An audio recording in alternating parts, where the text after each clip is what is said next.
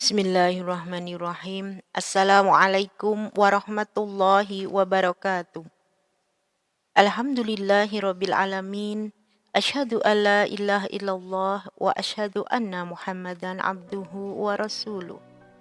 Allahumma sholli ala Muhammad wa ala alihi wa ashabihi ajma'in.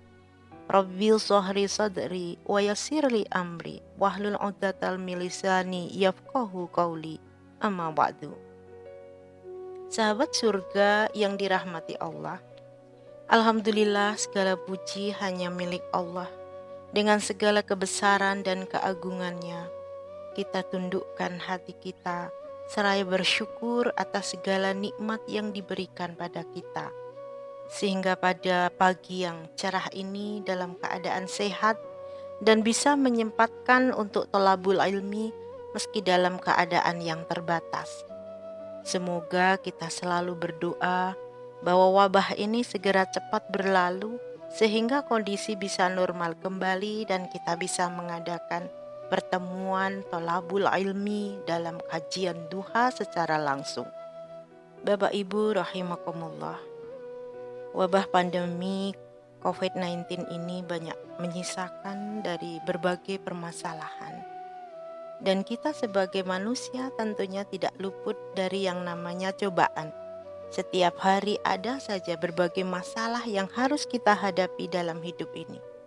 Mulai dari masalah keluarga, masalah dengan teman, masalah di tempat kerja mungkin, hingga masalah finansial yang selalu menghantui dari keberadaan kita.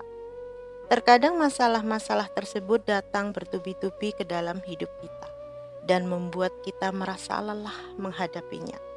Namun suka atau tidak suka, kita harus tetap menghadapi masalah tersebut. Karena lari atau menghindar dari masalah bukanlah penyelesaian yang baik. Semua yang Allah takdirkan pasti memiliki kebaikan dan hikmah yang besar untuk kita. Kaidah dalam masalah takdir disebutkan, innallaha subhanahu la yaqdiru sar'a muhsan laisa fihi khair. Allah Subhanahu wa taala tidak mungkin menakdirkan keburukan yang murni yang tidak ada kebaikan di dalamnya. Setiap orang memiliki kesulitan yang berbeda saat diuji hidupnya. Ada yang diberi sakit, pekerjaan yang tak kunjung diperoleh, usaha yang gagal, sulit mendapatkan jodoh, pernikahan yang tertunda mungkin, tidak juga hadir keturunan atau anak cucu yang semau gue misalnya. Ujian seringkali mendatangkan frustasi, stres, sehingga merasa gelisah, hidup penuh ketegangan, dan buntutnya kita suka marah-marah. Itu semua menunjukkan lemahnya iman kita dan kurangnya keyakinan pada takdir dan ketetapannya. Allah berfirman dalam surah Al-Baqarah 155, A'udzu billahi minasyaitonir rajim. Walanabluwakum bisyai'in minal khauf wal ju'i wa naqsim minal amwali wal anfus wasamarati wa basyiril sabirin. Dan sungguh akan Allah berikan kepadamu dengan sedikit ketakutan, kelaparan, kekurangan harta, jiwa dan buah-buahan. Dan berilah kabar gembira kepada orang-orang yang sabar. Ibnu Ashur menyebutkan bahwa kata syai' merupakan sebuah bagian kecil dari entitas yang lebih besar. Syai' dengan kata lain bisa disebut di situ sebagai ujian yang sedikit saat seseorang dihadapkan rahmat Allah atau kasih sayang Allah yang begitu luasnya. Ujian itu baik. Yang buruk adalah kegagalan kita dalam menghadapinya, dalam mensikapinya. Mensikapi cobaan hidup tak ada jalan lain selain bersabar. Sabar itu menahan, ketabahan dan kekuatan mengendalikan diri, yakni ketenangan jiwa di saat menanggung penderitaan karena mendapat suatu yang tak diinginkan dan kehilangan suatu yang amat dicintai. Sabar adalah pekerjaan jiwa yang paling berat. Karena itu Allah akan mengangkat derajat.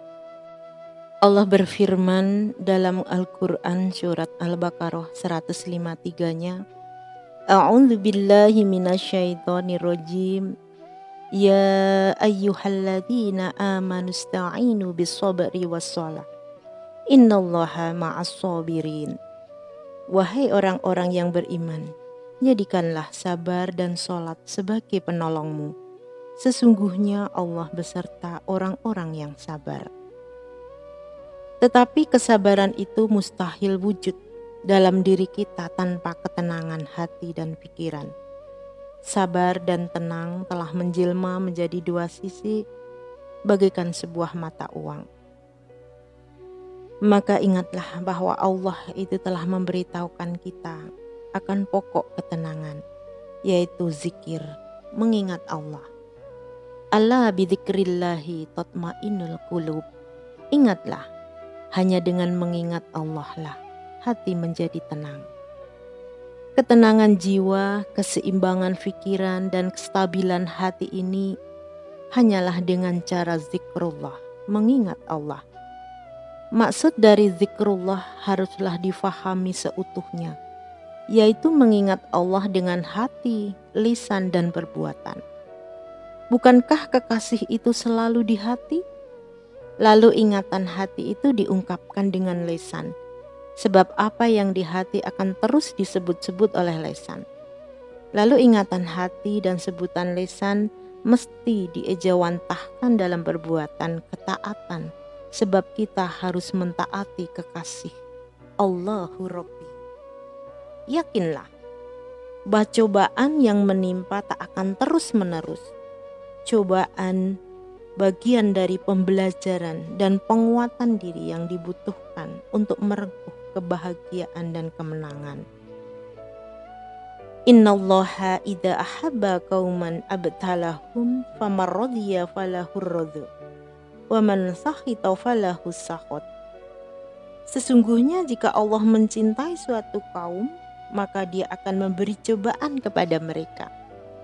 Barang siapa yang ridho, maka baginya ridho Allah. Dan barang siapa yang marah, maka baginya murka Allah. Hadis riwayat Tirmidzi dan Ibnu Majah menyebutkan. Cobaan itu ternyata pesan cinta, supaya kita berserah diri secara total kepada Allah, serta terus memohon kepadanya jalan keluar. Berbagai cobaan hidup datang dari Allah untuk mengukur seberapa besar keimanan dan kesabaran kita. Semua cobaan akan menjadi ringan bila kita tahu pahala yang terselip di baliknya.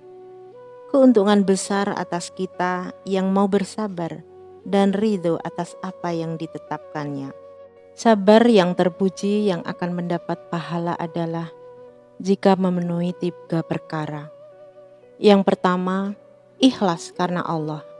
Sesuai dengan firman Allah, wali rabbika fasbir, dan untuk memenuhi perintah Rabbmu maka bersabarlah. Quran surat Mudatsir ayat 7. Yang kedua, tidak mengeluhkan kepada orang lain. Karena barang siapa yang mengeluhkan tentang dirinya, maka sesungguhnya dia mengeluhkan zat Allah. Yang ketiga, sabar tepat pada waktunya, yaitu sabar ketika permasalahan pertama kali itu muncul. Seberapa respon kita saat pertama kali menerima cobaan itu? Ikhlas, sabar, dan tetap tawakal kepadanya. Maka kembalilah kepada Allah yang menenteramkan hatimu. Tenangkan hati dan jiwa dengan selalu hadirkan husnudon kepada Allah. Dan jangan pernah putus asa dari rahmat Allah yang luas tak terkira. Hanya kepada Allah kita melabuhkan harapan-harapan kita. Dan berita baiknya adalah Allah tidak pernah menyalahi janjinya dan tidak menyia-nyiakan amal kebaikan kita. Rabbana zalamna anfusana wa illam taghfir lana wa tarhamna lanakunanna minal khasirin. Ya Rabb kami telah menzalimi diri kami sendiri. Jika Engkau tidak mengampuni kami dan memberi rahmat kepada kami, niscaya kami termasuk orang-orang yang rugi. Barakallahu fikum. Assalamualaikum warahmatullahi wabarakatuh.